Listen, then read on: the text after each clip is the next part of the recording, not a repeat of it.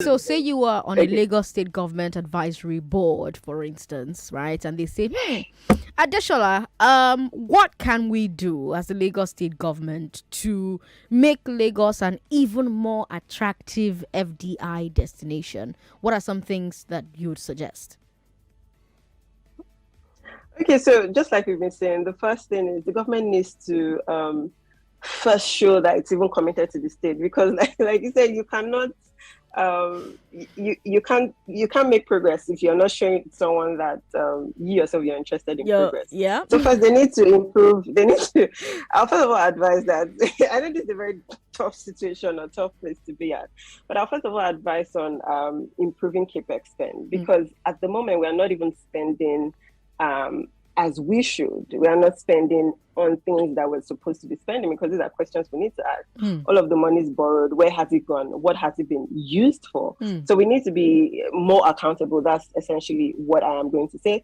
And when you can show that accountability, I think what most people don't realize is how much you can get by just being more accountable and transparent with how you spend the resources you have at the moment. So if you can provide that level of accountability and transparency, everybody knows that you also have, as a state government, you have like a lot at stake. You've put so much at stake, and then that shows your willingness to make things work. That alone is a signal to whatever foreign investor you're wooing or whatever foreign institution that, okay, coming here means I'm coming to work with a serious government. Also, when it comes to, there are some hindrances, for example, from the federal government in terms of developing certain areas that could be problematic. I believe these are areas where you can now iron it out at like different forums, but then the state needs to be one of people at the forerunners mentioning issues maybe at their NGF forums or whatever that could hinder the ability for the state to move forward in certain infrastructural projects. Now, for example, what I have in mind when I mention things like this are the rail projects.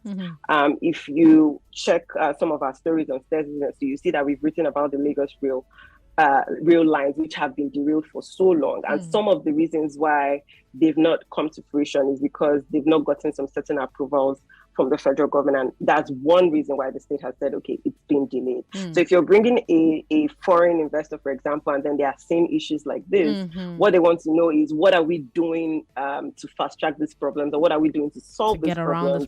So that, yes, exactly, so that we can have progress. Because if you say, okay, come and bring your money, and then I'm seeing red flags like this, like essentially what's the workaround? Why should I come when I know that I don't even know if you get approvals or if you'll be able to if I'll be able to essentially recoup my investments afterwards. So I think also speaking on recouping investment, we essentially try to I think we belabor the fact of companies coming in or businesses coming in and just paying tax immediately. I think most of what helped all of these companies to also come and stay is a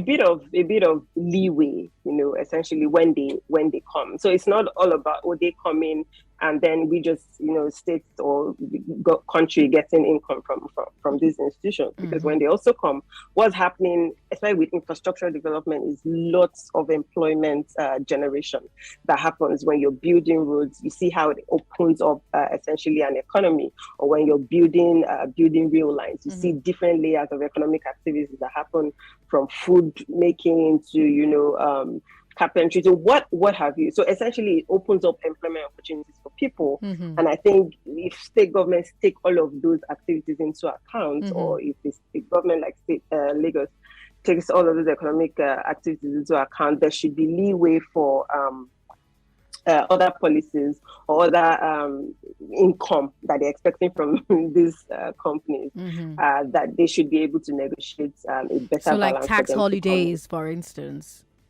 essentially.